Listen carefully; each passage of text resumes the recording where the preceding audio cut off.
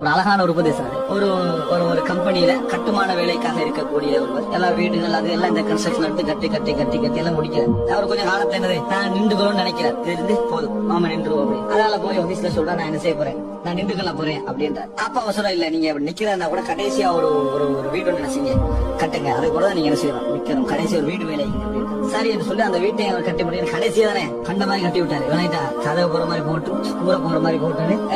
அவர் என்னெல்லாம் விரும்புற சும்மா அப்படியே அந்த மாதிரி கட்டி முடிஞ்சு சரி இப்ப நான் வேலையை முடிச்சுட்டேன் நான் நிக்க போறேன் அப்படின்னு அந்த ஆபீஸால கீயோட வேலை கொடுத்தாங்க. நீங்க கடைசியா கட்டின வீடு உங்களுக்காகத்தான் நாங்க நினைச்சோம், ஒரு கிஃப்டாக நாங்க என்னது உங்களுக்காக வேண்டிதான் நாங்க கட்டினோம் அப்படின்னு ஒரு உபதேசம் செய்யறாரு.